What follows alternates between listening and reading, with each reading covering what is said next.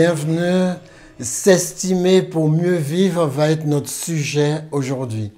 Nous allons essayer de voir comment nous pouvons mieux vivre à travers des versets que Jésus nous donne gratuitement. De toute manière, sa parole est gratuite et c'est ce que nous faisons. Nous vous donnons ces enseignements gratuitement.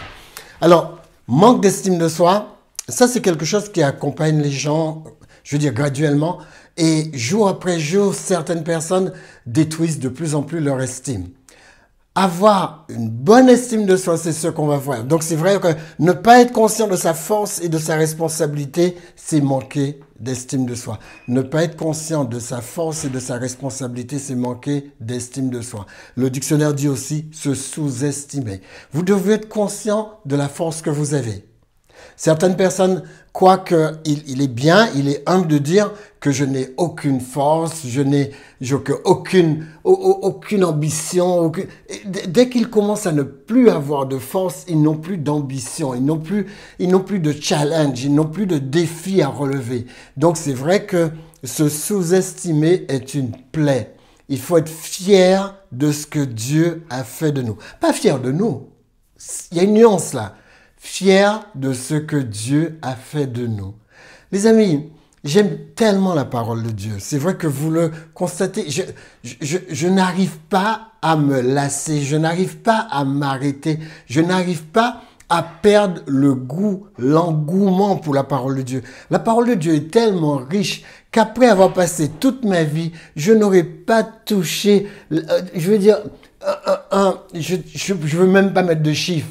1%, je n'aurais pas touché 1%, tellement la parole de Dieu est vaste.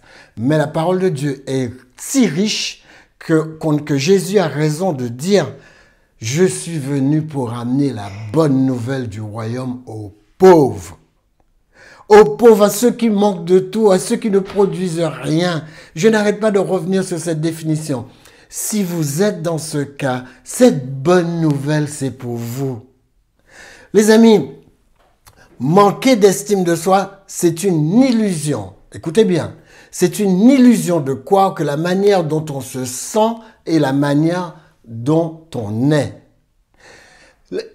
Vous savez, faites attention à vos sentiments, faites attention à vos émotions et vos émotions vont vous rendre chèvre. Ils vont vous faire devenir, ils vont vous entrer dans un abêtissement si vous faites confiance à vos émotions. Si vous voyez le nombre de bêtises que les gens font, alors même pour vous qui scrollez sur Internet, regardez le nombre de bêtises que les gens font à cause d'émotions qui les conduisent. Alors dites-vous, la manière dont je me sens, c'est pas ce qui est important. Certains peuvent dire, je me sens laide, je me sens laid, je me sens incompétent. Je sens que je ne pourrai pas. Non, non, non. Faut arrêter, stopper avec cette phrase. Parce que Dieu vous dit qui vous êtes. Vous êtes un enfant de Dieu. Un enfant de Dieu est capable des choses les plus merveilleuses. Alors, dites-vous que vous êtes capable d'influencer toute une population autour de vous, à vous seul. Donc, il est clair que vous êtes beaucoup plus valorisé, beaucoup plus valorisant, beaucoup plus de valeur que vous ne pensez. Alors c'est sûr que la manière de me sentir me pousse souvent à réagir. Vous vous rappelez, on l'a dit, quand vous pensez quelque chose, cette chose va vous pousser à un sentiment. Et ce sentiment va vous pousser à une réaction. D'accord?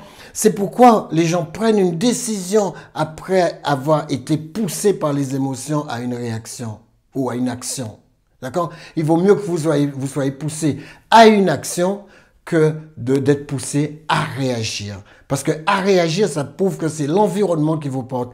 Alors que pousser à une action, d'accord, pas réagir à une action, mais pousser à une action même, eh bien, c'est que vous avez réfléchi.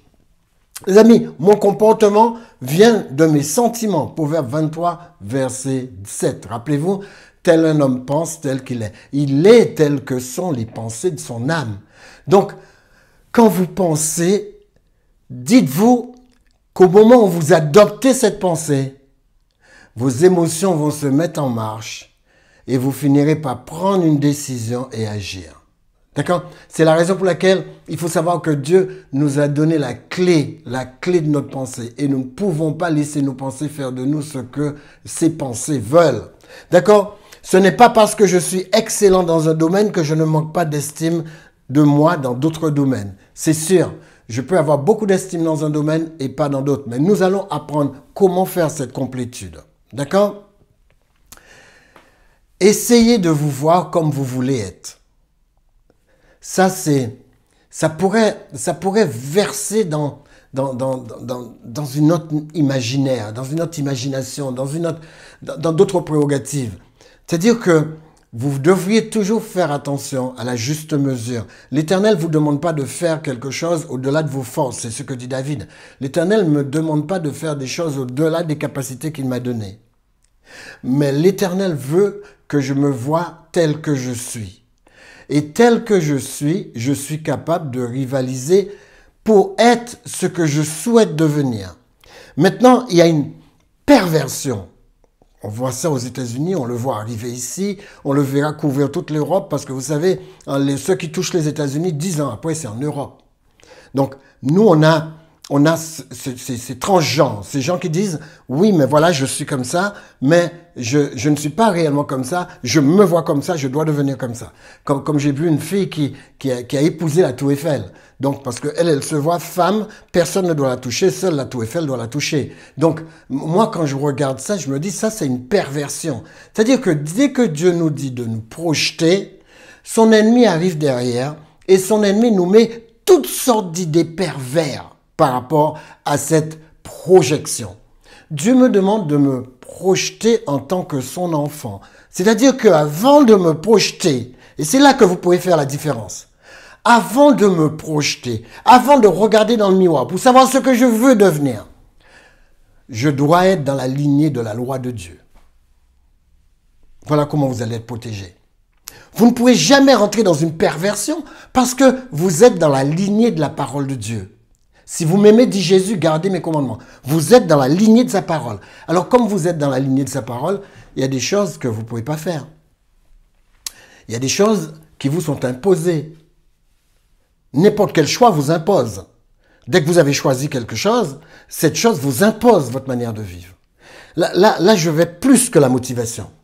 Je vais sur le fait que vous pourrez devenir ce que vous voulez à condition que ce soit noble et appropriée et respectueuse de la parole de Dieu. Dieu ne demande pas à un homme de devenir une femme. C'est grotesque. Parce que Dieu estime que c'est une abomination. Dieu ne demande pas ça. La perversion va demander ça. Mais pas Dieu. Si vous êtes dans la loi de Dieu, vous devriez vous éloigner de toute perversion.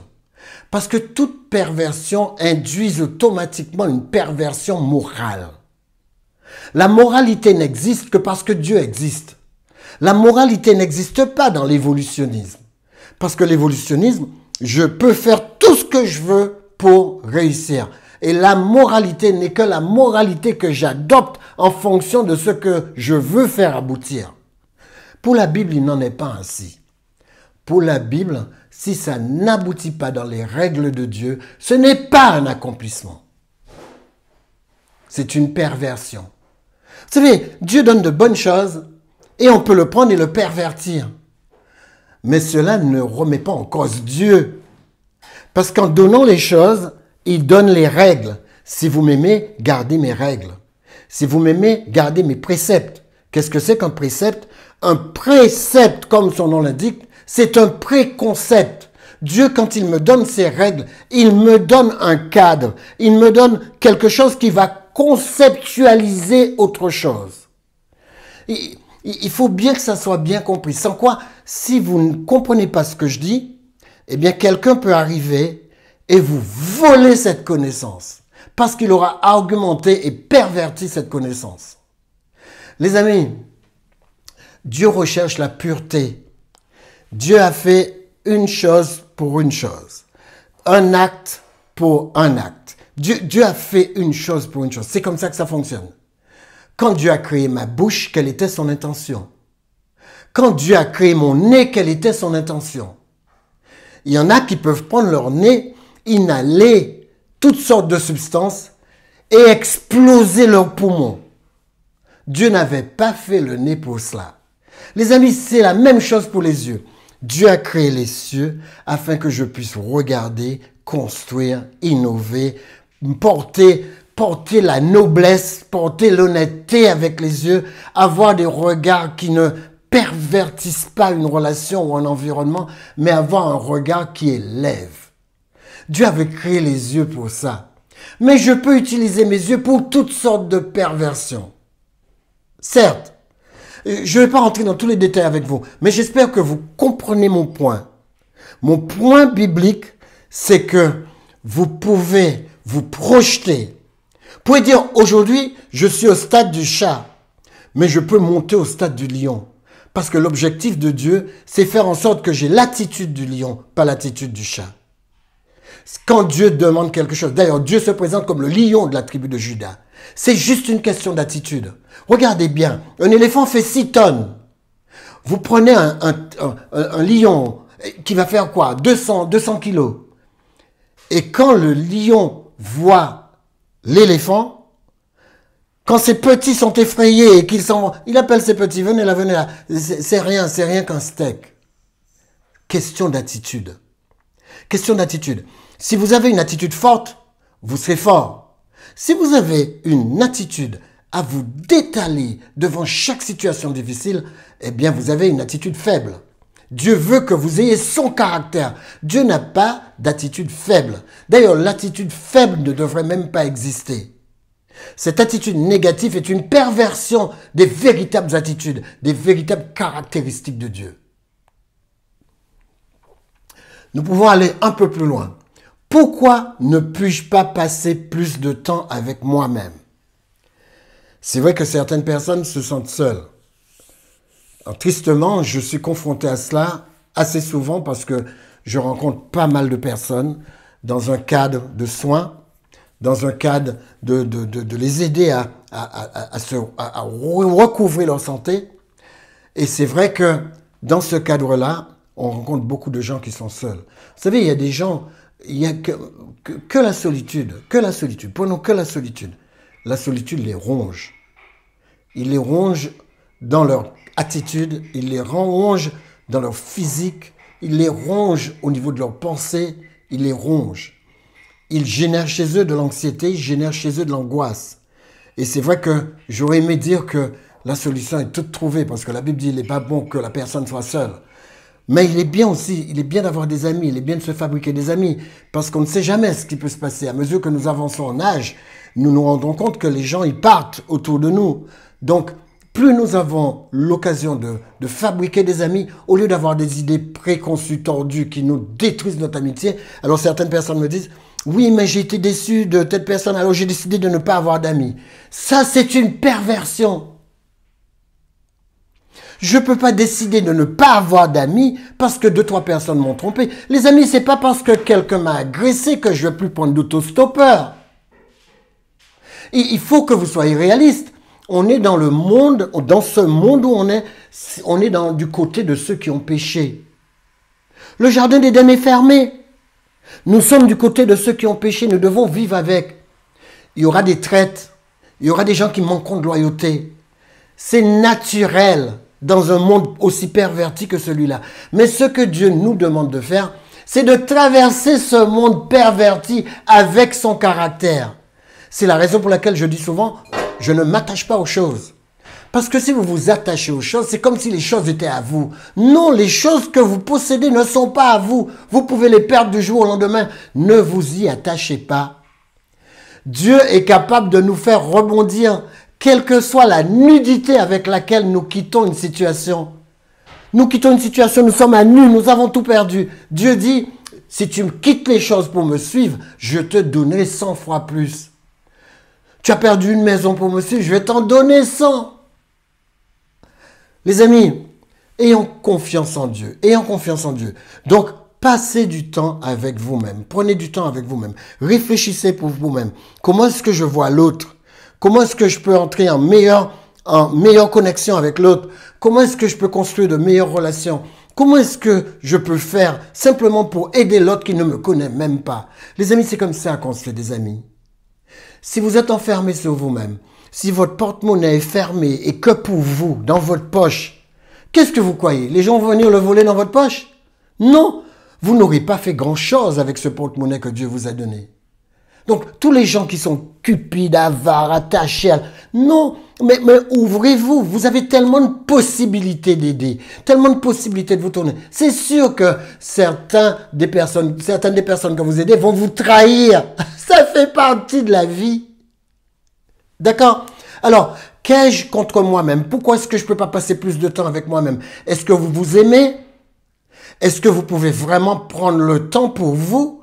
Les amis, pourquoi est-ce que vous avez parfois l'impression que, voilà, j'ai besoin de me dire un mot qui est désagréable. Il y a certaines personnes qui disent, oh là là, mais qu'est-ce que je suis bête. Ne dites pas des choses comme ça. Votre corps vous entend, votre cerveau vous entend. Vous avez besoin d'avoir des paroles qui vous élèvent. Et c'est la raison pour laquelle, à travers vos mots, on va voir si vous vous aimez. Est-ce que vous vous aimez réellement? Est-ce que vous prenez du temps pour vous? Est-ce que vous avez de la tendresse pour vous-même? Les amis, si vous avez de la tendresse, vous allez être prêt pour être ouvert aux autres. Si vous avez de l'amour, vous allez être prêt pour être ouvert aux autres. Si vous avez la compassion, vous allez être ouvert à ceux qui sont autour de vous. Si vous avez de la miséricorde, c'est pareil. Alors, pourquoi suis-je inconfortable avec moi-même? Posez-vous la question. Il y a certaines personnes qui n'aiment pas leur nez. Il y en a d'autres qui n'aiment pas leur bouche. Aimez ce que Dieu vous a donné. De toute manière, vous allez vivre avec jusqu'à la fin de votre vie. Alors, qu'est-ce qui me dérange chez moi? Posez-vous la question. Est-ce que quelque chose ne va pas au point que vous vous dérangez? Votre corps vous dérange? Mais où est-ce que vous voulez? Quitter votre corps et déménager? Les amis, soyez vous-même. Regardez ce mot. Kabora. Ce mot signifie comme moi-même. La Bible me demande d'être moi-même. Je ne peux pas aimer mon prochain plus que moi-même. Je dois d'abord être moi-même avant de pouvoir aimer. C'est vrai que je dois apprendre à être moi-même sans distraction. Parce qu'il est certain que je ne peux pas aimer mon prochain si je suis distrait au niveau de l'amour que je dois me porter. Prenez soin de vous. Prenez soin de votre attitude. Prenez soin de vous en prenant soin de vos paroles. Quels sont les mots que vous utilisez? Si vous utilisez des mots qui sont déplacés, vous êtes déplacé. Si vous utilisez des mots grossiers, vous êtes grossier. Nous sommes exactement les mots que nous professons. Nous sommes exactement les mots que nous professons. Vous prenez un coup de marteau, vous partez dans des insultes, c'est parce que vous avez l'habitude, vous êtes comme ça. Moi, quand je prends un coup de marteau, je dis aïe. Alors, c'est à vous de vous habituer, de vous entraîner à ce que des mots vous appartiennent, font partie intégrante de vous-même. Et expulser des mots qui n'ont rien à faire là.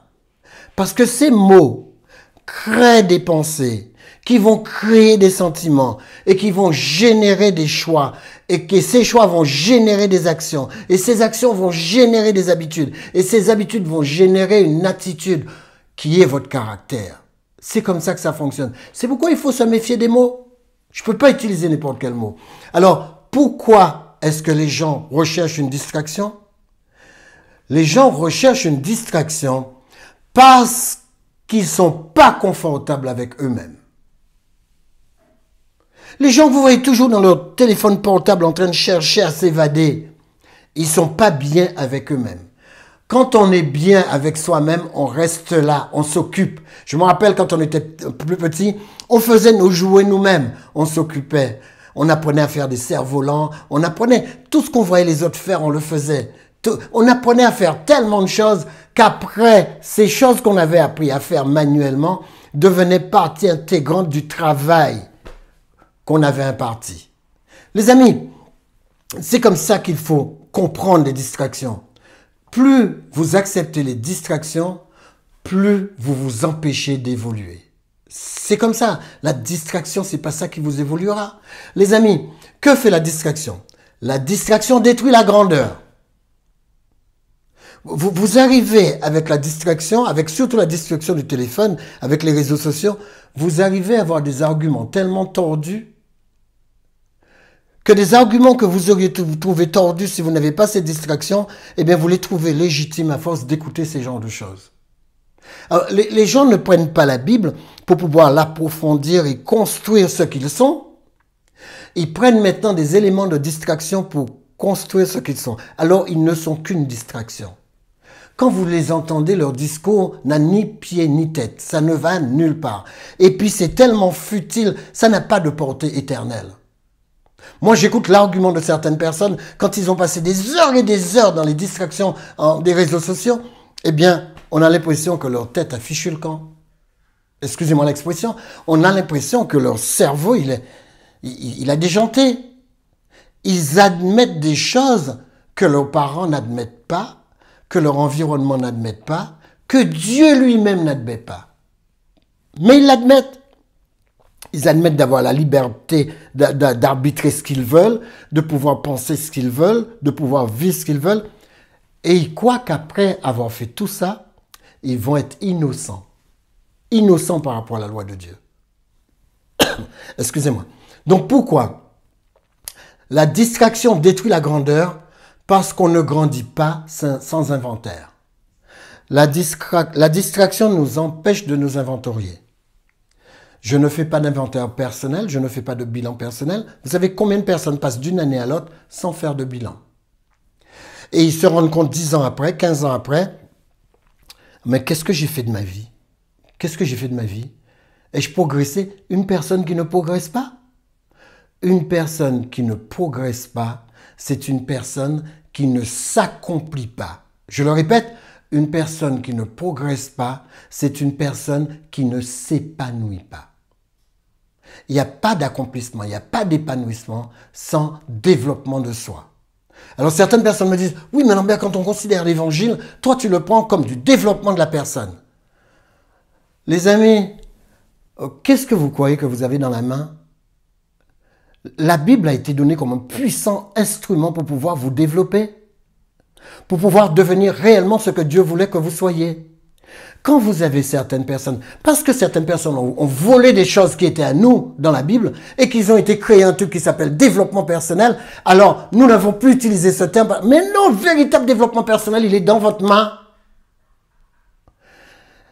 L'apôtre Paul est formel, lisez le chapitre 12 de Hébreux.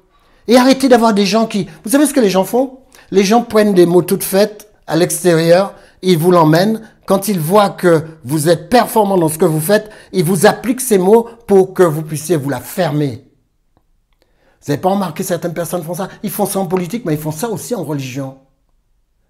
Quand on voit que vous performez dans ce que vous faites, on essaie toujours de prendre un mot et vous l'appliquer pour la fermer. Vous savez, c'est comme ça que certains inventent même des mots. Homophobie, en toutes sortes de phobies. Pourquoi ils inventent ces mots?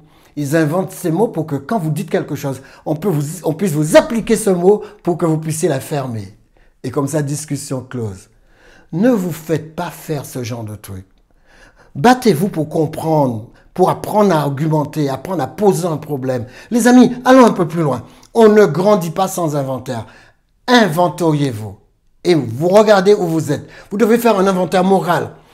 Comme le fils prodigue. Vous vous rappelez cette histoire? La Bible nous dit, étant rentré en lui-même, il se dit, mais qu'est-ce que je fais parmi les cochons?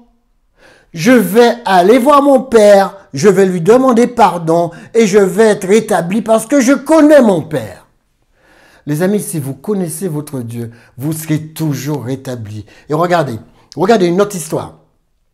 Dans Luc chapitre 1, verset 5 à 6, on nous parle de Zacharie et de sa femme Élisabeth. Du temps d'Hérode, roi de Juda, il y avait un sacrificateur nommé Zacharie de la classe d'Abia. Sa femme était l'une des filles d'Aaron et s'appelait Élisabeth. Tous deux étaient justes devant Dieu. Inventaire. Est-ce que vous êtes juste devant Dieu? Faites l'inventaire. Vous vous connaissez à fond. Vous savez, Dieu donne du résultat à des gens qui veulent marcher dans la justice qu'il leur donne. Est-ce que tu es juste devant Dieu? Parce que tu as été baptisé. Dieu t'a donné sa justice. Alors si Dieu t'a donné ta justice, tu l'as déposée où?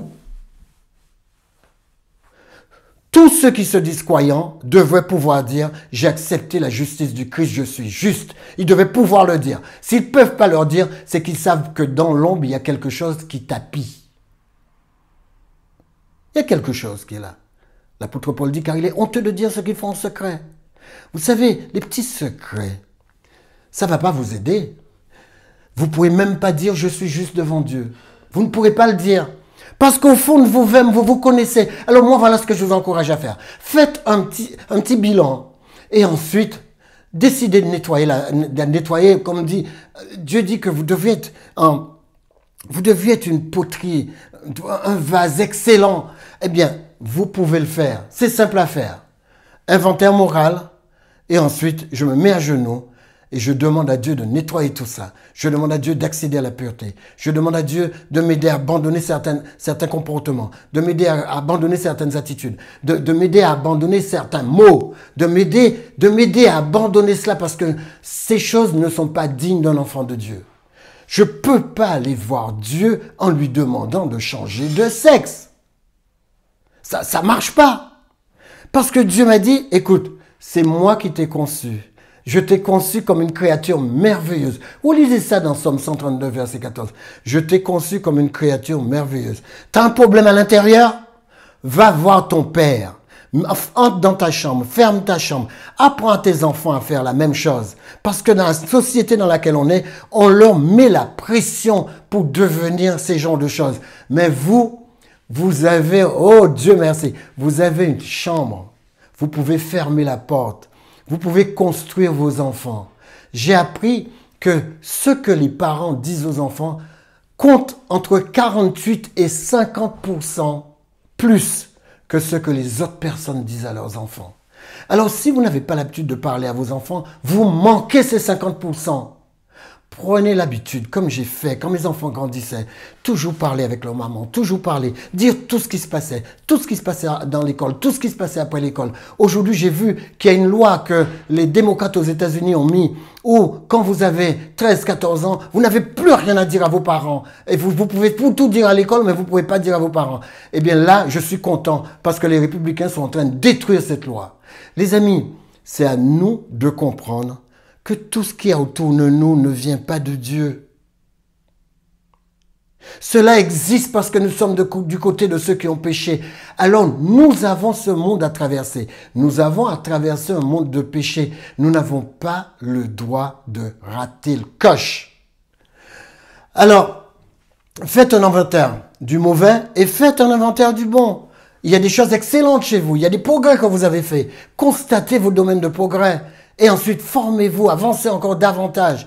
Les amis, vous êtes là pour performer. Alors, ne vous incriminez pas, mais soyez juste avec vous-même. Prenez le temps de faire cet inventaire et prenez le temps de lâcher prise sur les choses que vous savez ne corroborent pas la parole de Dieu. D'accord? Alors, ne vous incendiez surtout pas. Ne dites pas, oh là là, qu'est-ce que j'ai fait? Mais ne faites pas pénitence, ne faites pas ces genres de choses. C'est pas biblique de faire ça. Par contre, ce qui est biblique, c'est de se confesser devant Dieu. Pas devant un homme. Se confesser devant un homme, c'est une perversion déjà. Vous ne pourrez vous confesser qu'à une personne à qui vous avez fait du tort ou qu'à une personne qui prie avec vous. Vous lui dites, écoute, tu sais, tu peux prier pour moi parce que j'ai fait telle faute, j'ai du mal à sortir dedans. Tu peux prier pour que Dieu puisse m'aider à sortir de là où je suis. D'accord, mais il n'y a pas de confession. On va confesser un homme qui prend son pied dans ce que vous racontez et qui va même derrière votre dos aller publier ce que vous avez dit. Les amis, on ne fait pas des choses comme ça. Vous êtes plus grand que ça. Alors dites-vous aussi que l'homme a une tendance naturelle à se détruire. Ne vous anéantissez pas. Surtout à cause de l'illusion d'infériorité et d'inadéquation. Voilà un mauvais sentiment. Ce sentiment d'infériorité que les gens portent. Voilà quand on manque d'estime de soi où on tombe. Donc on se détruit à cause de l'illusion d'infériorité. Ce n'est qu'une illusion, ce n'est pas une réalité. Vous n'êtes inférieur à personne. D'accord? Et d'inadéquation. Vous croyez que vous êtes inadéquat? Non, vous pouvez être inadéquat pour une situation, mais vous n'êtes pas inadéquat pour tout. Trouvez votre domaine et excellez et les gens vont vous respecter.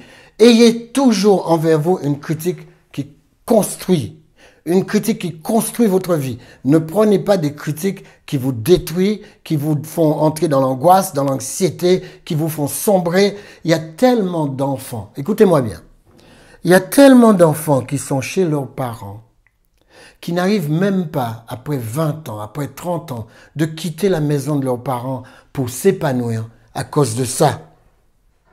Sentiment d'infériorité, sentiment d'inadéquation, et surtout, ils ont une critique négative vis-à-vis d'eux-mêmes. Pendant leur enfance, ils n'ont entendu que des choses négatives. Ça pouvait venir de l'école, ça pouvait venir des amis, ça pouvait venir des parents. Maintenant, ils sont personne. Les parents en sont embarrassés parce que le parent aurait bien aimé qu'il puisse fonder une famille, qu'il puisse partir. Les amis, c'est une catastrophe. Priez pour que Dieu vous délivre de ça, afin que vos parents puissent être fiers de vous. Fiers de vous. Je vous assure, les parents veulent être fiers de vous. Alors, estime de soi égale responsabilité. Si vous êtes enfermé chez vos parents et que vous sortez pas après, alors que vous avez déjà 30 ans, regardez ce qui se passe. Eh bien, vous avez un manque de responsabilité. Vous avez un manque de valorisation de vous-même. Regardez, s'estimer est un moyen de s'engager. Si vous êtes estimé, vous êtes engagé à la vie. Vous êtes engagé dans de belles choses. S'estimer, c'est se discipliner. Si vous êtes une personne qui vous estimez, vous vous devez d'être discipliné. Vous n'avez pas le choix. Si vous êtes une personne qui vous estimez, vous deviez apprendre à contribuer. Vous devriez apprendre à vous impliquer. Ce n'est pas des paroles en l'air, c'est une réalité. Si vous ne faites pas ce que vous voyez sur le tableau là, eh bien vous serez pas bien dans votre vie. Vous serez pas épanoui dans votre vie. Vous serez pas accompli. Vous allez rater le coche.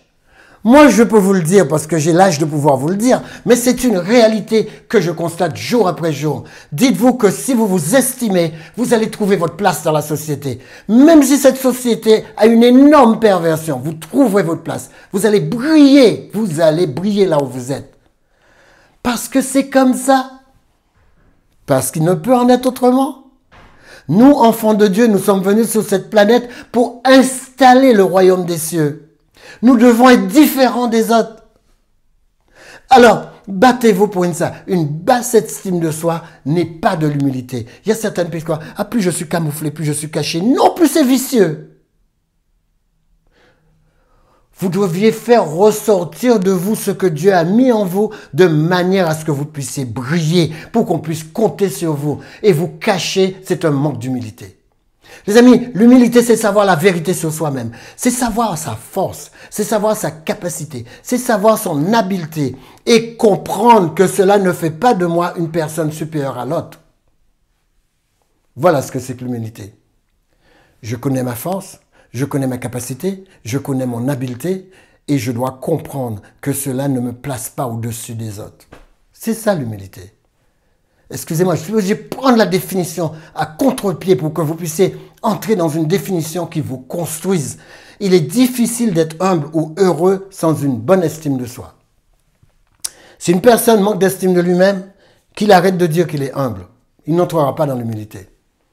Il ne sera pas dans la joie. Les gens qui ne sont pas dans une mouvance de savoir qui ils sont, de savoir comment se stabiliser, de connaître leurs valeurs, eh bien ces personnes n'auront jamais une bonne estime d'eux-mêmes. D'accord? Que puis-je faire pour donner à mes enfants une bonne estime d'eux-mêmes? Eh bien, les amis, vous n'avez rien à faire.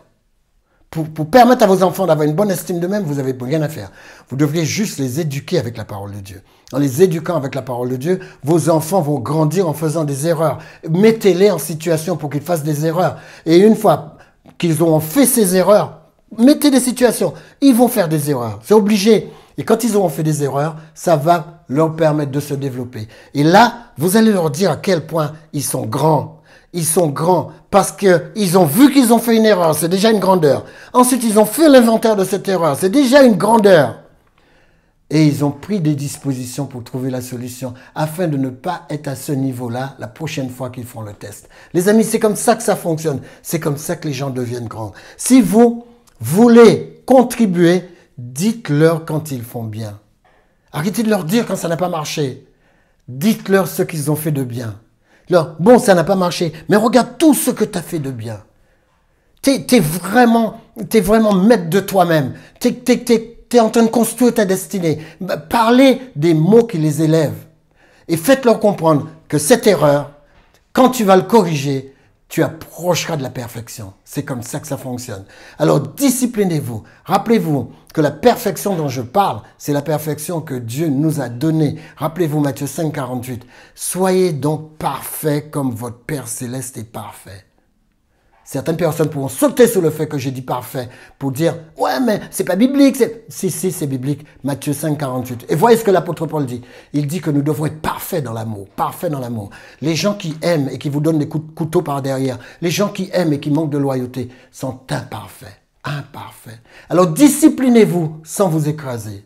Matthieu 7, 47. Disciplinez-vous sans vous écraser. Les amis, vous êtes meilleurs que vous ne pensez. Vous vous rappelez, dans Luc 7, 47, il dit « Va et ne pêche plus ». Donc, essayez de vous discipliner. Et même si vous avez péché comme cette femme, eh bien, ne vous incriminez pas. Va et ne pêche plus. Va et aie une meilleure attitude. Va et fais mieux la prochaine fois. Vous êtes meilleurs que vous ne pensez parce que Dieu dit que vous êtes son enfant. Jean 1, verset 12. Je suis un enfant de Dieu. Et pour finir, Psaume 139, verset 14 à 16. Vous avez tout ce qu'il faut pour contribuer à votre vie et à la vie des autres. Voyez comment puissant la parole de Dieu est. La parole de Dieu nous dévoile non seulement de la puissance, mais de la grandeur.